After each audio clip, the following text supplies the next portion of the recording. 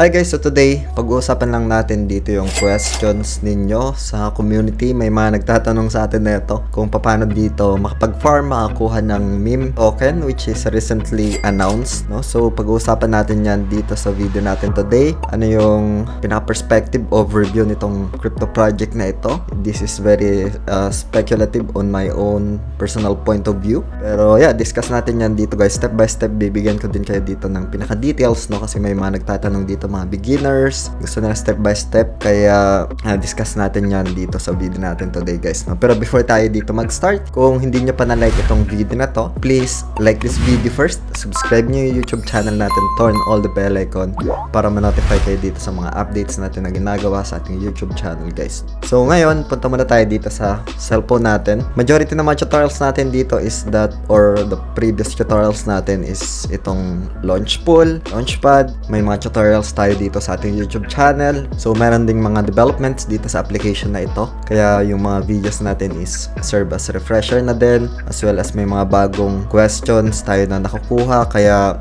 step by step ko rin dito na ibibigay sa inyo as an update, no, para maging updated din yung mga videos natin dito. So ngayon nandito ako sa may Launchpad option or tab ng application na ginagamit natin. Over 6 years na itong application na ginagamit natin. Majority din ng tutorials natin dito is for this app. And sa mga wala pang account or sa mga wala pang app nitong ginagamit ko dito is just you can feel free to create an account lang. It's free.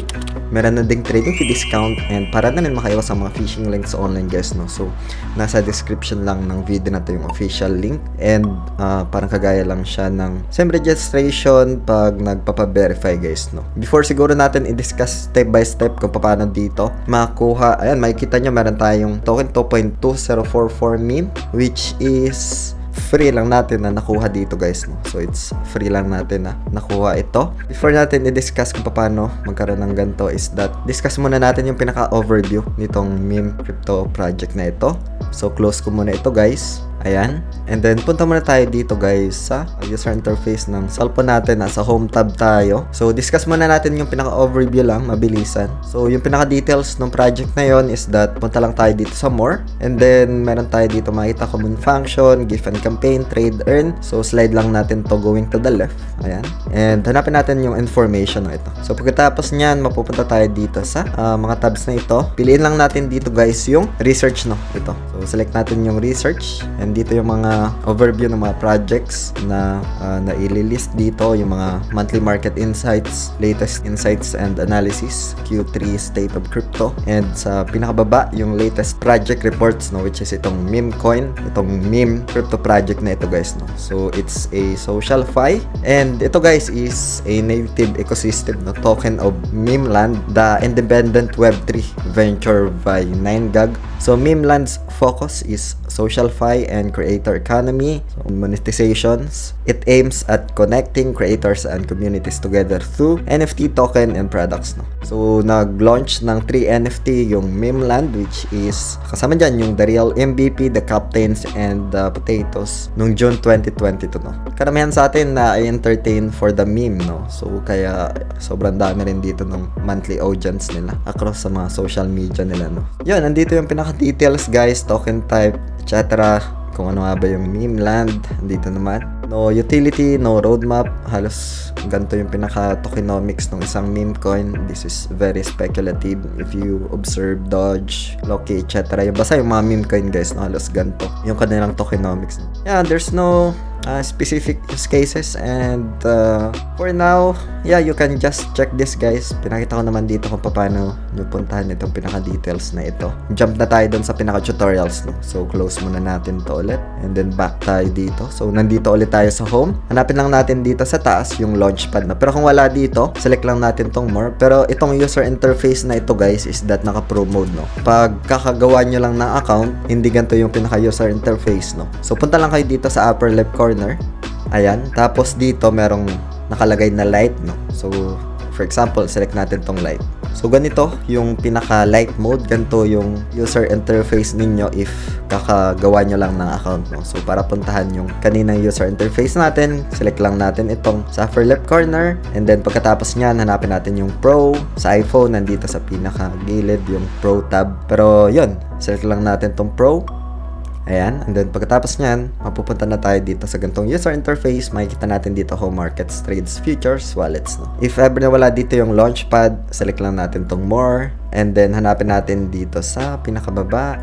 Ito, command function. Scroll lang natin ito. Punta tayo dito sa earn, no?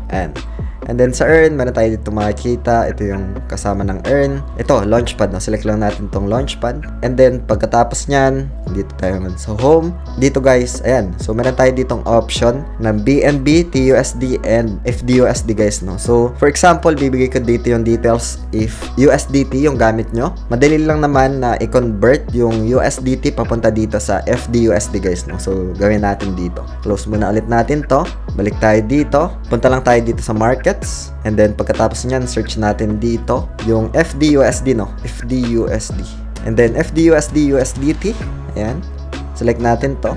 Select lang natin itong buy. Gagamitin natin yung USDT natin para makabili ng FDUSD, no? And then, after that, try natin doon na mag-stake ng FDUSD para makakuha ng free meme token or crypto dito, guys, no? But then again, guys, before I start or before ko dito i-share yung pinaka step-by-step yung tutorials is that this video is for ideas lang for our friends and does not qualify as an investment or financial advice, guys, no? So, this is only serve as purely demo or pinaka-tutorials, no? Step-by-step lang natin na ginagawa dito, but it's your own discretion, your own strategy pa rin, and hope you get some ideas dito, no? So, ngayon, select lang natin tong buy. Meron ako ditong USDT. So, since example lang naman to, try natin around 20 USDT. So, dito, select ko lang. And then, pagkatapos nyan, dito sa total, lagay ko lang 20 USDT. So, maybe 20.1.